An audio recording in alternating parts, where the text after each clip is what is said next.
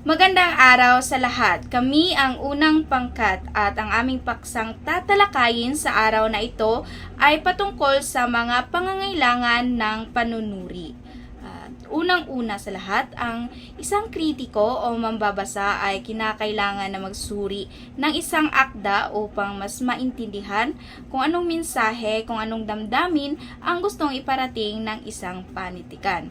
Gaya rin ng mga gumagawa ng mga akda, kailangan nilang magsuri upang mas maging maganda ang pagpapahiwatig ng isang panitikan. Gaya na lamang ng sa tula, maikling kwento, nobela at iba pa.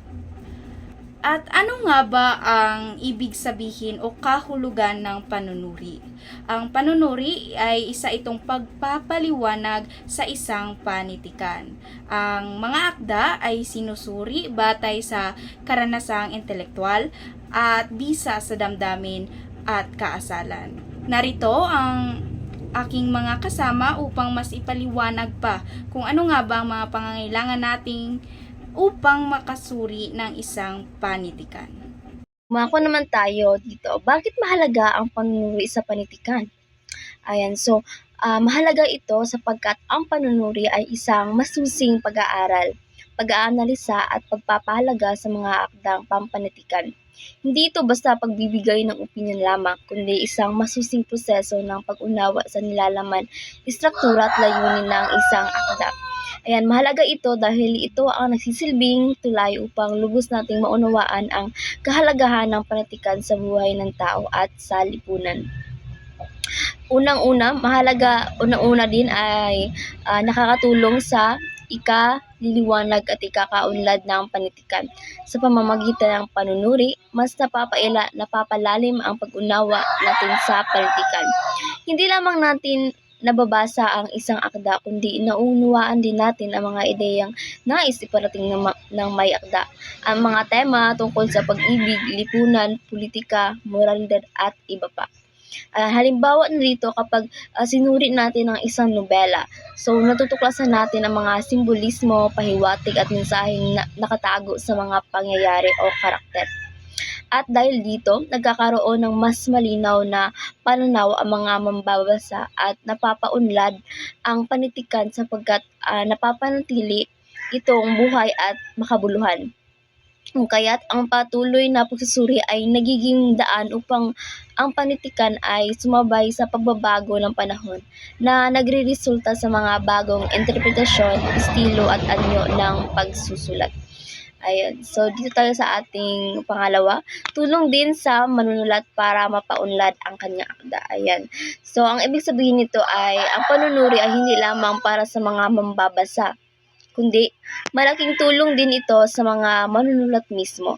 Sa pamamagitan ng mga puna o pagsusuri ng ibang kritiko, nalalaman ng manunulat ang kalakasan at kahinaan ng kanyang akda. Kung ang isang kritiko ay nagbibigay ng konserbatibong puna, nagiging gabay ito upang mas mapabuti ng manunulat ang kanyang estilo, tema o paraan ng pagpapahayag. At dahil din dito, ay ang panunuri ay nagiging instrumento ng pagkatuto at pag-unlad. So, sa halip na batikos lamang, ito ay isang oportunidad para sa mga manunulat na patuloy na magpakahusay at lumikha ng mas makabuluhang akdang pampanitikan. Magandang araw po sa lahat. Ngayon ay ipapaliwanag ko ang mga saligan sa panunuring pampanitikan. Upang maging epektibong manunuri, may 3 bagay na kailangan natin malaman. Una, magkaroon ng likas na kuro-kuro. Hindi nagpapadala sa kabantugan ng may akda. Kailangan din na bukod sa pagiging matatag ay maging tiyak din sa ginagawang pagpapahalaga o pamumuna.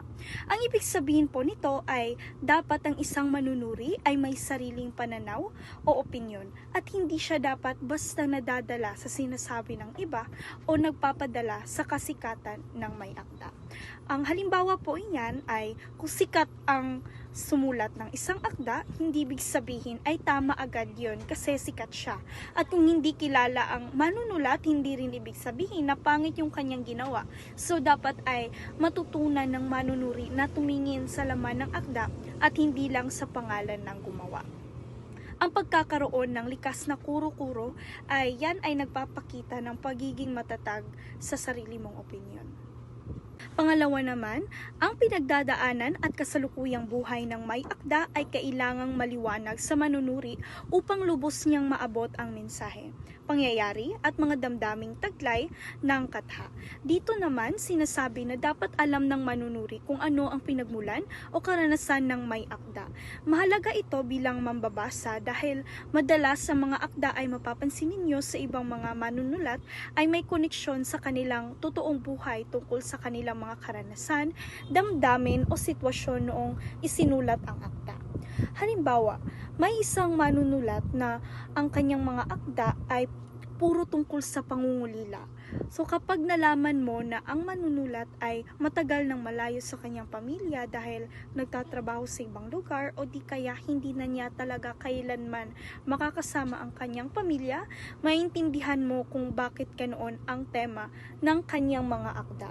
At dahil dito, mas madali nating makikita at mararamdaman ang tunay na damdamin na gusto ipahayag ng isang manunulat. Kaya mahalaga talaga na bago tayo magsuri ay alamin muna natin kahit kaunti ang tungkol sa buhay ng may akda dahil nakakatulong iyon para mas maunawaan natin ang kabuuan ng akda at kung saan nanggagaling ang kanyang ideya. Pangatlo naman, ang manunuri ay kailangang maging tapat, nagtataglay siya ng objektibong pananaw, walang kinakatikan.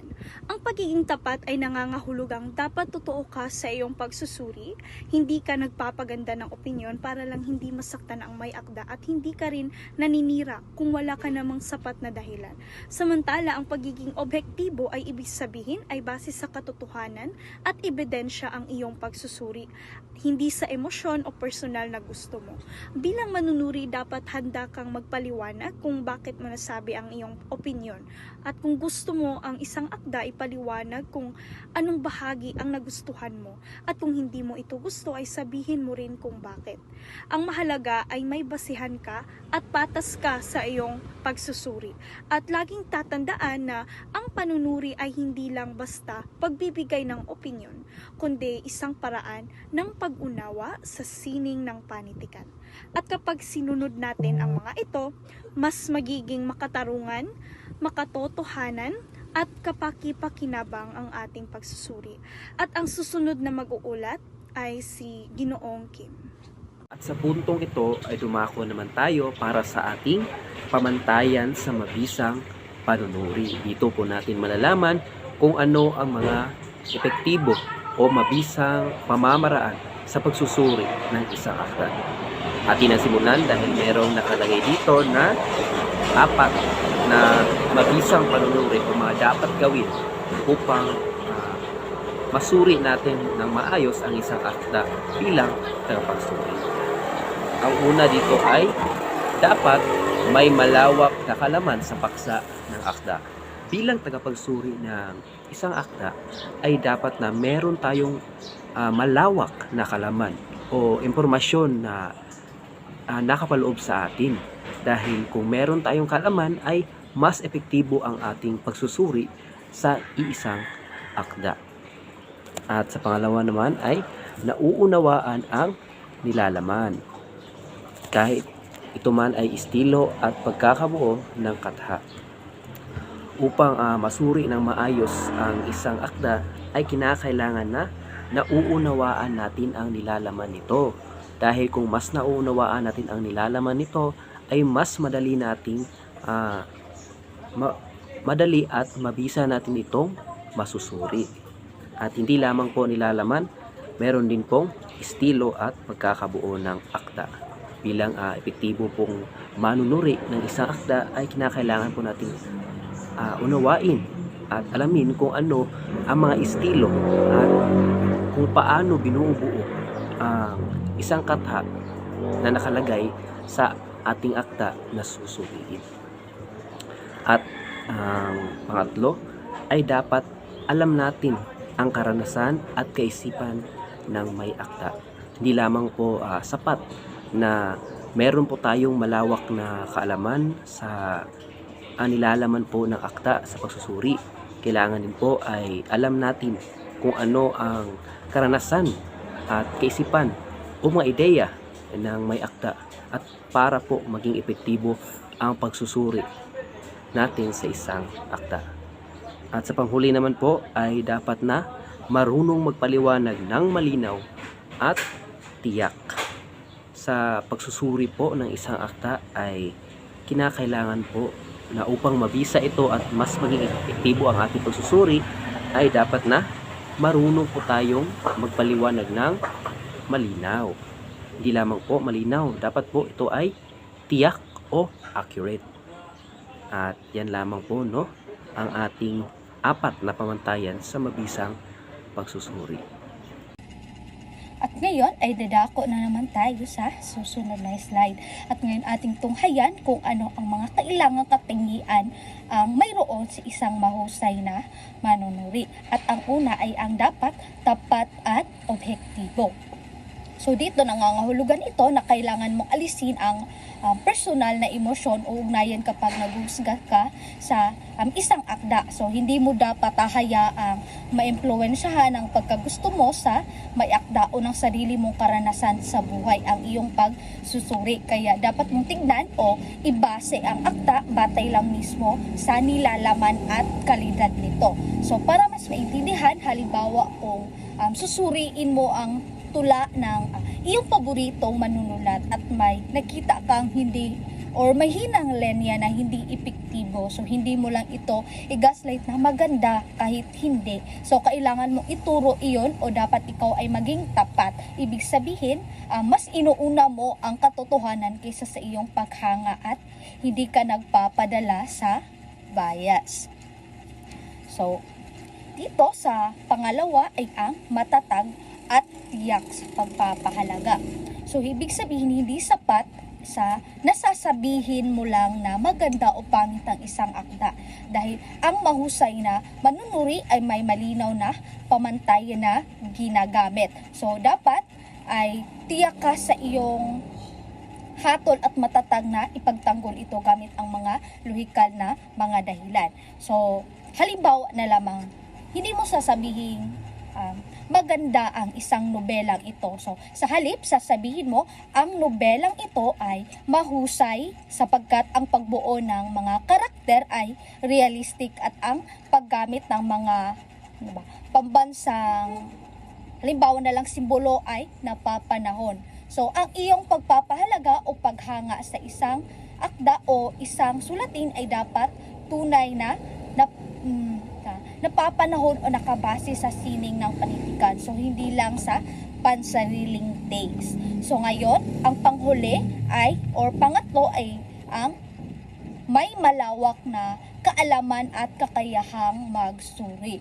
So, dito ay ang kailangan ng malalim na pag-unawa, hindi lang sa akda, kundi pati na rin sa mga kultura, kasaysayan at iba pang mga teoryang pangpanitikan. So, ibig sabihin literal na kailangan marami kang alam. Ang kakayahang magsuri ay nagbibigay daan sa iyo o bilang manunuri upang maipaliwanag kung paano gumagana ang mga nilalaman sa iyong pagsusuri tulad ng mga wika, gawi at iba pa.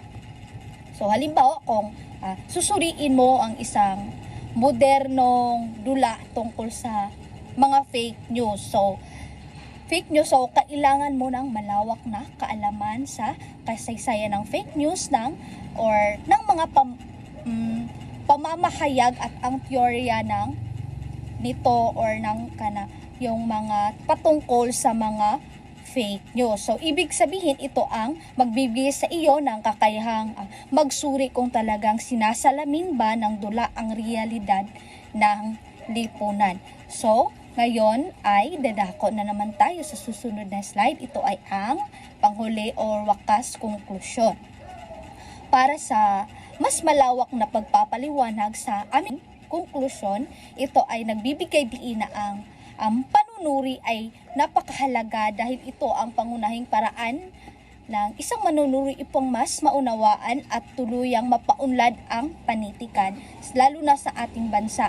At syempre, para maging kapaki-pakinabang isang pagsusuri, kailangan ikaw ay maging tapat, objektibo at tiyak ang manunuri sa kanyang mga pagpapahalaga na nangangahulugan dapat niyang ipagtanggol ang kanyang hatol gamit ang mga malalim na kaalaman at dapat hindi bias kapag naisagawa ito ng tama. Ang pagsusuri ay giging isang tulay sa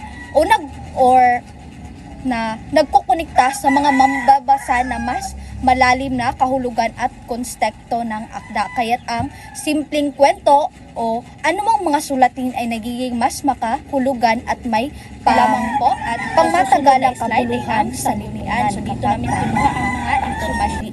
So yun lamang po at sa susunod na slide ay ang sanggunian. So dito namin kinuha ang mga impormasyon namin dito at ang susunod ay ang mga miyembro. So ito ang aking mga miyembro at yun lamang po at maraming salamat.